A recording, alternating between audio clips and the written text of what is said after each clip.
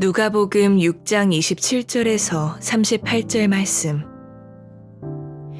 그러나 너희 듣는 자에게 내가 이르노니 너희 원수를 사랑하며 너희를 미워하는 자를 선대하며 너희를 저주하는 자를 위하여 축복하며 너희를 모욕하는 자를 위하여 기도하라. 너의 이 뺨을 치는 자에게 저 뺨도 돌려대며 내 겉옷을 빼앗는 자에게 속옷도 거절하지 말라. 내게 구하는 자에게 주며 내 것을 가져가는 자에게 다시 달라 하지 말며 남에게 대접을 받고자 하는 대로 너희도 남을 대접하라. 너희가 만일 너희를 사랑하는 자만을 사랑하면 칭찬받을 것이 무엇이냐? 죄인들도 사랑하는 자는 사랑하느니라. 너희가 만일 선대하는 자만을 선대하면 칭찬받을 것이 무엇이냐? 죄인들도 이렇게 하느니라. 너희가 받기를 바라고 사람들에게 구워주면 칭찬받을 것이 무엇이냐? 죄인들도 그만큼 받고자 하여 죄인에게 구워주느니라. 오직 너희는 원수를 사랑하고 선대하며 아무것도 바라지 말고 구워주라. 그리하면 너희 상이 클 것이요 또 지극히 높으신 이의 아들이 되리니 그는 은혜를 모르는 자와 악한 자에게도 인자하시니라. 너희 아버지의 자비로우심 같이 너희도 자비로운 자가 되라. 비판하지 말라. 그리하면 너희가 비판을 받지 않을 것이요 정죄하지 말라. 그리하면 너희가 정죄를 받지 않을 것이요 용서하라. 그리하면 너희가 용서를 받을 것이요 주라. 그리하면 너희에게 줄 것이니 곧 후이 되어 누르고 흔들어 넘치도록 하여 너희에게 안겨주리라. 너희가 헤아리는 그 헤아림으로 너희도 헤아림을 도로 받을 것이니라. 샬롬. 오늘도 하나님의 말씀으로 하루를 시작하신 여러분들에게 하나님의 은혜와 평강이 충만하게 넘치시기를 간절히 축복합니다. 2025년 10월 23일 목요일 세상을 초월하는 사랑이라는 제목으로 우리 누가복음 6장 27절 38절 말씀을 가지고 함께 말씀 나누도록 하겠습니다. 우리는 여전히 수많은 관계 속에서 살아갑니다. 그 관계의 대부분은 가는 정이 있어야 오는 정이 있다는 세상의 법칙을 따르죠. 나에게 호의를 베푸는 사람은 나도 똑같이 친절을 베풀고 나에게 해를 가하는 사람에게는 똑같이 갚아주거나 최소한 거리를 두는 것이 당연하게 여겨지는 것이 세상의 이치죠.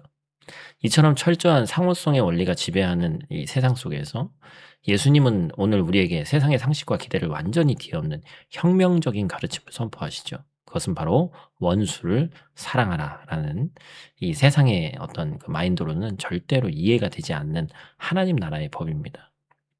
이 가르침은 단순히 윤리적인 차원을 넘어서 우리가 누구의 자녀이고 어떤 정체성을 가지고 살아가야 되는지 보여주는 신앙의 핵심 원리라고 할 수 있죠. 오늘 본문을 통해서 우리는 세상의 사랑을 초월하는 하나님의 사랑이 무엇인지, 그리고 그 사랑을 받은 자로서 또 어떻게 살아가야 되는지를 함께 깊이 짧은 시간이지만 묵상을 나누는 시간 되기를 축복합니다. 오늘 본문 말씀을 통해서 우리가 첫 번째로 기억할 것은 원수도 사랑해라, 한계 없는 사랑의 명령입니다. 예수님께서 제자들에게 그리고 오늘을 살아가는 우리에게 너희 원수를 사랑하고 너희를 미워하는 자를 선대하라고 가르쳤어요. 이 사랑은 감정적인 끌림이나 좋아하는 마음을 의미하는 것이 아니라 헬라어 원문에 사용된 이 아가페는 상대방의 가치나 행동과 상관없이 무조건적인 것을 다 내어주는 거죠. 의지적이고 결단적인 사랑을 의미합니다. 이는 우리를 향한 하나님의 사랑의 본질이기도 하죠. 그러니까 하나님처럼 사랑하라는 얘기예요. 사실 실제로 가능한 일이 아니죠.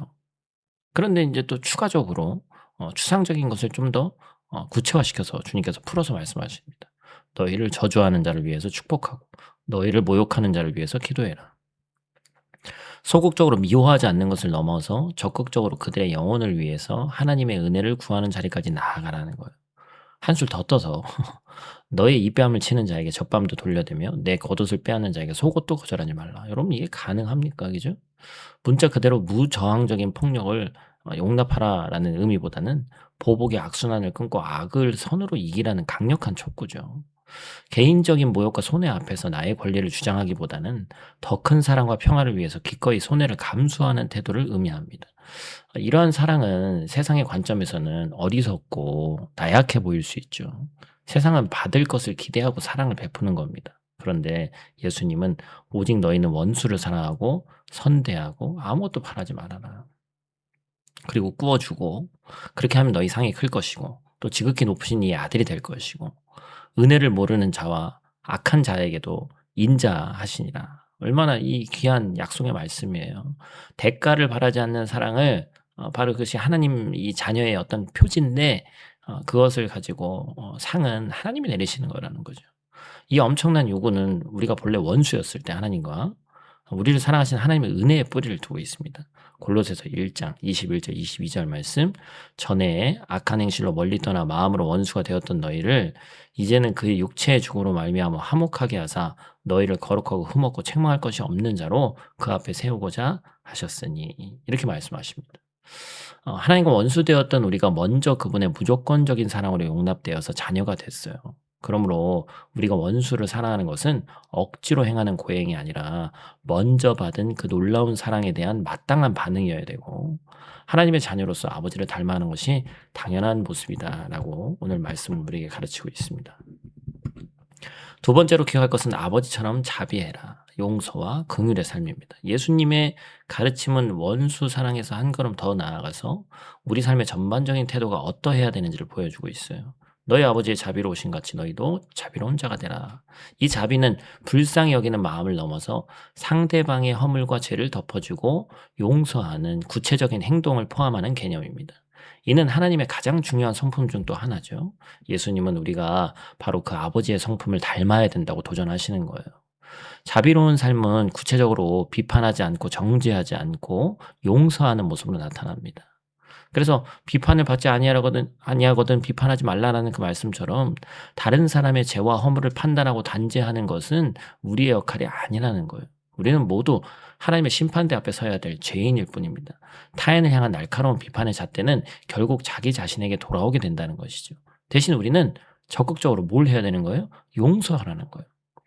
용서는 상대방이 용서받을 자격이 있어서가 아니라 내가 먼저 하나님께로부터 값을 헤아릴 수 없는 용서를 받았기 때문에 가능한 것입니다. 그래서 마태복음 18장에 뭐가 나오죠?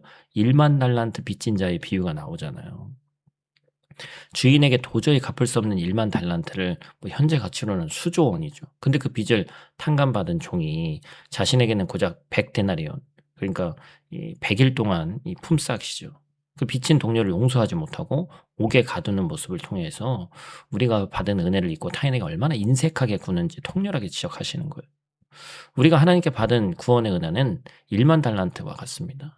그 은혜를 진정으로 깨닫는 사람이라면 다른 사람이 나에게 입힌 100데나리온의 상처와 손해는 능히 용서하고 품어줄 수 있어야 된다는 것이죠. 이러한 자비와 용서의 삶에는 놀라운 약속이 따릅니다. 38절 말씀 그리하면 너에게 줄 것이니 후히 되어 누르고 흔들어 넘치도록 하여 너에게 안겨주리라. 너희가 헤아리는 그 헤아림으로 너희도 헤아림을 도로 받을 것이니라. 아멘. 우리가 좋아하는 말씀 중에 하나죠. 그죠? 풍성한 은혜로 채워주신다. 흔들어 넘치도록 채워주신다는 것. 이것은 단순한 물질적인 보상을 넘어서 하나님의 풍성한 임재와 은총 그리고 영적인 충만함을 의미하는 것이죠. 그래서 누가복음 6장에 나타난 예수님의 가르침은 단순히 높은 수준의 크리스찬이면 이 정도 윤리 강령이 있어야 된다, 의식이 있어야 된다 이걸 얘기하는 게 아닙니다. 이게 하나님 나라의 백성이고 하나님의 자녀된 우리가 어떤 정체성을 가지고 살아가야 되는지를 보여주는 선언이에요. 원수를 사랑하고 아버지처럼 자비로운 삶은 우리의 힘과 노력만으로는 결코 이룰 수 없습니다. 오직 우리가 먼저 하나님으로부터 얼마나 큰 사랑과 자비를 받았는지를 깊이 깨달을 때 그리고 성령의 능력을 의지할 때 비로소 살아낼 수 있는 삶이다라는 것이죠. 세상은 여전히 힘의 논리와 상호성의 원리로 움직입니다. 그러나 우리는 그 세상의 가치를 따르는 자들이 아니라 세상을 초월하는 하나님의 사랑의 법을 따라 살아가는 자들로 부름받은 줄 믿습니다. 원수를 위해 축복하고 나에게 해를 가한 자를 용서하고 아낌없이 자비를 베푸는 삶을 통해서 우리는 비로소 세상 속에서 지극히 높으신 이의 아들로 드러나게 될 줄로 믿습니다. 우리의 삶이 십자가를 통해 보여주신 하나님의 그 놀라운 사랑과 자비를 증언하는 통로가 되기를 그래서 이 세상이 우리를 통해 살아계신 아버지 하나님을 발견하게 되기를 간절히 소망하고 축복합니다.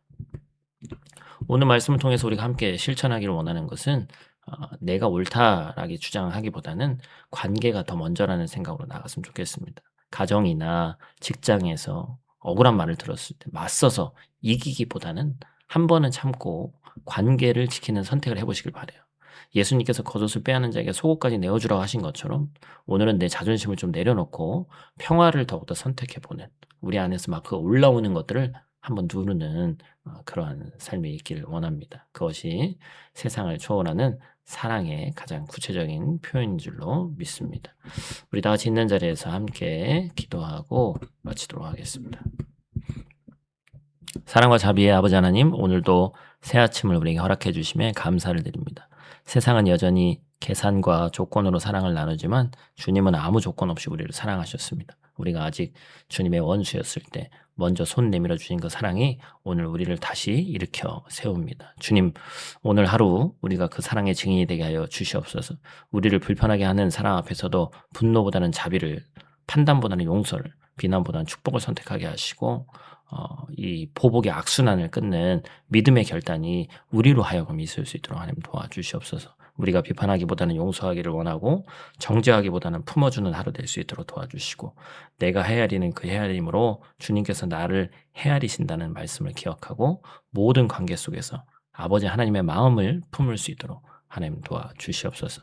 오늘 우리의 이해와 또 사랑과 용서가 오늘 누군가에게는 주님의 얼굴을 비추는 일이 되게 하시고 우리의 삶이 십자가의 사랑을 증언하는 거룩한 통로 될 수 있도록 하나님 우리의 삶을 들어 써 주시옵소서.